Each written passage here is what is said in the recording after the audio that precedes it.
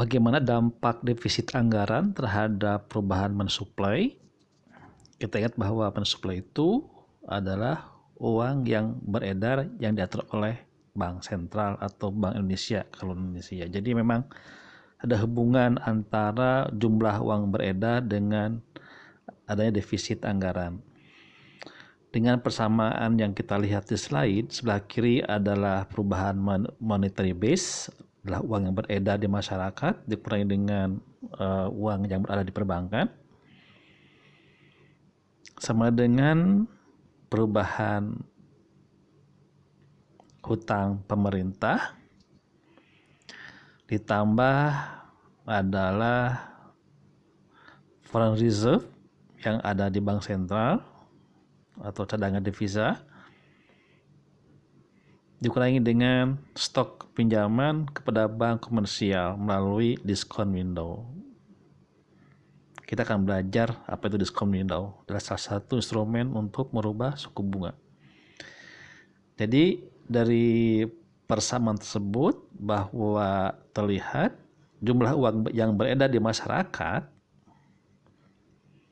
itu sama dengan berapa defisit atau berapa hutang pemerintah kemudian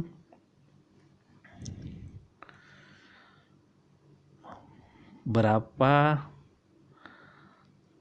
cadangan devisa.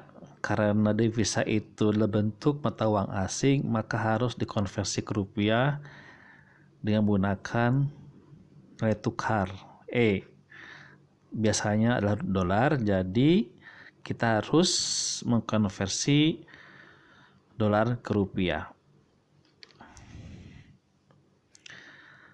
Jika diskon window diabaikan karena nilainya kecil, maka kita bisa melihat perubahan dari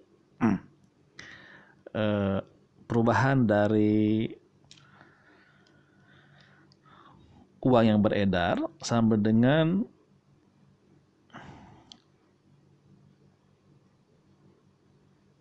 obligasi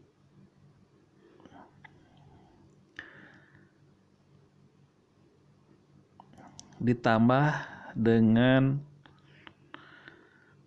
perubahan cadangan yang dimiliki oleh pemerintah. Dengan mensubstitusikan persamaan di atas,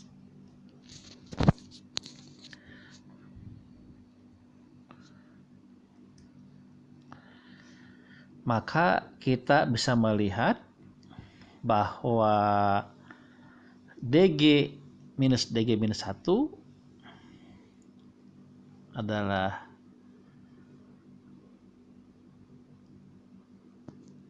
defisit atau obligasi yang dimiliki oleh pemerintah, ya, atau hutang pemerintah itu terdiri dari 3 komponen.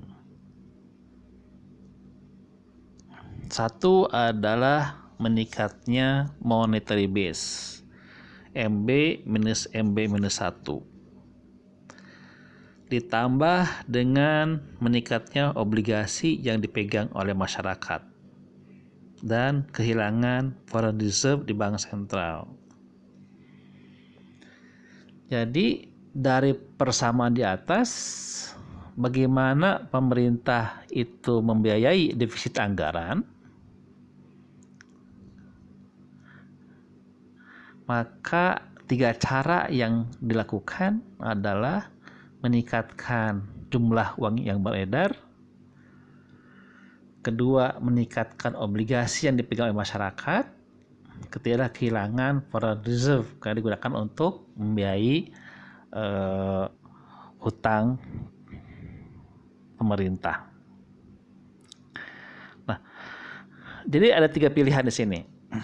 3 pilihan bagaimana pemerintah itu mengurangi defisit anggaran. Satu adalah meningkatkan monetary base. Jadi meningkatkan penawaran uang. Artinya bank sentral itu meningkatkan suplai uang yang ada di masyarakat. Apa yang terjadi? Uangnya banyak, nilainya berkurang, berarti adalah inflasi. Diterbayang sekarang uang beredar di masyarakat banyak, melebihi kecepatan pertumbuhan barang, berarti harga barang itu turun nilainya, dengan kata lain harga-harga itu meningkat, inflasi. Yang kedua, pinjaman domestik membuat kredit meningkat. Jadi karena tadi pemerintah menjual atau menerbitkan obligasi, berarti sekarang hutang meningkat berasal dari masyarakat, membuat suku bunga meningkat karena salah satu insentif supaya obligasi itu bisa diserap oleh masyarakat tentunya dengan menaikkan suku bunga sebagai kupon yang harus dibayar oleh pemerintah. Dampaknya adalah ketika suku bunga meningkat, maka terjadi penurunan investasi dan konsumsi. Itu adalah trade off atau dampak negatif kalau pemerintah meningkatkan obligasi. Yang ketiga adalah pemerintah melakukan pinjaman ke luar negeri. Sering dilakukan oleh pemerintah. Dimanapun pemerintah dan siapapun selalu ada komponen foreign debt yang bisa berasal dari individu negara atau bank komersial di negara lain atau di lembaga internasional, World Bank atau IMF.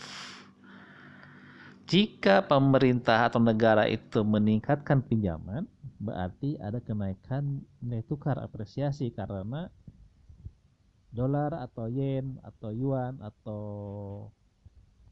euro itu masuk ke suatu negara, misalkan ke Indonesia, maka rupiah mengalami apresiasi karena uang tersebut akan dikonversi ke rupiah. Dengan kata lain ada peningkatan permintaan rupiah. Nah, kalau rupiah depresiasi, maka kita bisa membayangkan ada perubahan pada current deficit account. Current account deficit yaitu di neraca perdagangan. Ada perubahan akibat apresiasi nilai tukar tersebut. Jika apresiasi itu terjadi, sementara kita impor banyak dari luar negeri, maka akan meningkatkan nilai impor. Ekspornya malah tergerus, dan demikian ada peningkatan defisit perdagangan.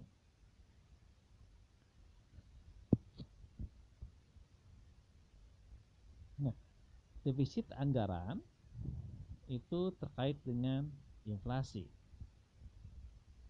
Kita sudah tahu sebelumnya ada hubungan antara cetak uang dengan inflasi atau money supply dengan inflasi. Defisit anggaran menyebabkan money creation. Jadi ada penciptaan uang. Nah, ada beberapa model yang dikembangkan untuk melihat hubungan tersebut. Satu adalah Dornbusch-Reynolds. Mereka membuat suatu model inflasi di negara-negara berkembang. Dengan risetnya, ternyata pemerintah membiayai defisit anggaran itu dengan cara meningkatkan jumlah uang yang beredar. Kata negara adalah bank sentral. Bank sentral itu meningkatkan uang yang beredar. Lembaga keuangan bank sentral itulah yang menentukan money supply. Jadi money supply itu merupakan domainnya bank sentral.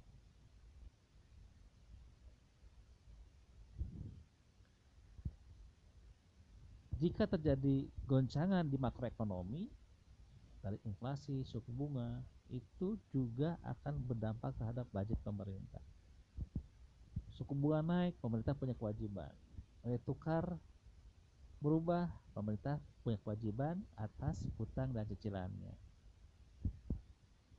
Dan kemampuan pemerintah mengelola inflasi tergantung kepada sejauh mana pemerintah bisa bereaksi terhadap shock tersebut. Artinya bagaimana respon pemerintah dalam kebijakan makroekonomi dalam merespon perubahan inflasi. Itulah Don Bush Reynolds.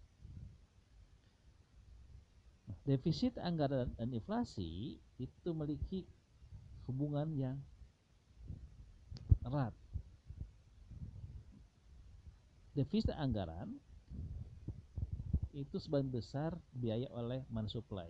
Jadi defisit anggaran, sekarang kita bayangkan pemerintah itu banyak belanja daripada pajak, seperti sekarang kasus corona, pemerintah itu memberikan banyak stimulus ekonomi, belanja untuk mengurangi dampak corona atau menghambat corona, banyak anggaran, sementara penerimaan pajak juga akan turun karena ekonomi juga mengalami pelambatan, berdampak terhadap investasi turun, konsumsi turun, efeknya adalah turunnya ekonomi, maka pajak akan turun. Maka bagaimana caranya? Adalah pemerintah menjual obligasi. Dengan kata lain, kalau dibeli oleh bank sentral, bisa dilihat dari artikel yang saya kirim, maka bank sentral akan membeli surat obligasi tersebut. Implikasinya adalah bank sentral akan mengeluarkan banyak uang, atau bukan mencetak, menawarkan atau mensupport banyak uang. Dan yang menarik adalah inflasi itu tidak berdiri sendiri, tidak stand alone, sangat terkait dengan inflasi sebelumnya. Jadi dalam ekonomi itu ada lag, ada hubungan sebab akibat perubahan suatu variabel itu akibat perubahan variabel pada waktu-waktu sebelumnya. Demikian juga inflasi.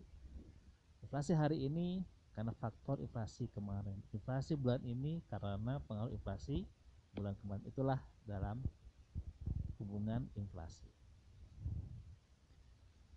Mandel juga mencoba membuat suatu model untuk melihat hubungan antara demand terhadap uang. Jadi sekarang Mandel mencoba melihat berapa besar uang yang dibutuhkan oleh masyarakat, karena masyarakat pun juga butuh uang untuk belanja. Siapa masyarakat? Rumah tangga untuk konsumsi, pemerintah untuk belanja barang dan jasa atau investasi, perusahaan juga butuh uang untuk investasi, beli bahan baku atau barang modal. Menurut Mandel, permintaan terhadap uang ada fungsi linear, itu adalah sifatnya adalah tidak berbentuk kuadratik lurus begitu, dan berhubungan positif dengan inflasi. Semakin tinggi inflasi, semakin banyak orang butuh uang. Logis. Karena apa? Karena dengan inflasi semakin meningkat, orang kemudian mempertahankan daya belinya, mau tidak mau orang harus akan meminta kebutuhan terhadap uang. Itulah hubungan linear antara inflasi dengan permintaan terhadap uang. Jika beta adalah defisit anggaran yang dibiayai oleh penciptaan uang, di sini dalam konteksnya adalah bank sentral cetak uang, maka hubungan antara permintaan permintaan terhadap uang, money for demand, demand for money, sama dengan alpha kali beta dalam kurung kali P plus gamma kali V. Seorang lagi, mu adalah demand for money, jumlah uang yang dibutuhkan, sama dengan alpha kali beta. Beta adalah defisit anggaran kali rho plus lambda kali inflation rate. Nah, rho dan lambda adalah parameter dari fungsi velocity. Velocity adalah kecepatan per putaran uang. Uang itu bergerak. Jadi kalau ada transaksi satu orang ke orang lain, satu lembaga ke lembaga lain, berarti terjadi pergerakan uang, kecepatan atau velocity of money. Nah, pada steady state adalah kondisi di mana jumlah penjusutan sama dengan peningkatan investasi, jadi turunnya kualitas aset sama dengan meningkatnya capital stock sama dengan meningkatnya capital stock dengan steady state.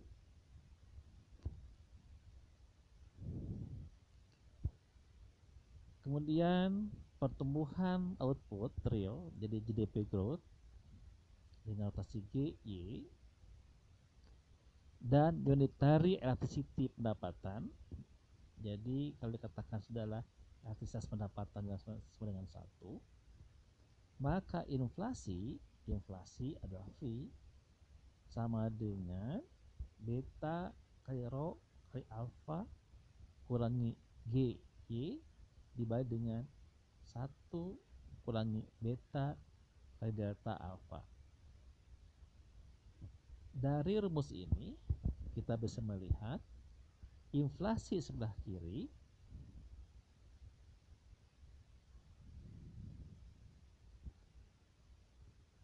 karena fungsinya adalah pembagian, jadi terdapat hubungan antara inflasi dan defisit anggaran dengan money creation non linear, artinya berbanding terbalik. Jika 1 minus beta kali delta alpha meningkat, inflasi akan turun. Kedua, struktur finansial yang memengaruhi dampak inflasi dan defisit anggaran yang dibiayai oleh monetary equation, artinya struktur finansial sangat memengaruhi dampak inflasi akibat dari defisit anggaran. Semakin baik struktur finansial, semakin besar koefisien rho dan gamma. Artinya di sini semakin bagus struktur pasar keuangannya, maka transaksi semakin cepat. Orang mudah belanja, mudah pinjam uang, pasar modal berfungsi dengan sempurna, mudah transaksi. Berarti semakin efisien struktur keuangan. Kemudian yang ketiga adalah pertumbuhan ekonomi memengaruhi dampak inflasi dari defisit anggaran. Nah, dari persamaan itu kita sudah bisa melihat bahwa inflasi itu tergantung kepada defisit anggaran yang dibiayai oleh money creation. Karena betanya sebelah kiri itu di depan, beta adalah defisit anggaran, sementara beta yang kedua di bawah minus beta Berarti semakin tinggi beta, semakin tinggi defisit anggaran yang dibiayai oleh money creation, maka fee akan semakin meningkat. Itu adalah intisari dari hubungan antara defisit anggaran dengan tingkat inflasi. Terima kasih. Demikian bahan kuliah untuk pertemuan ke-8.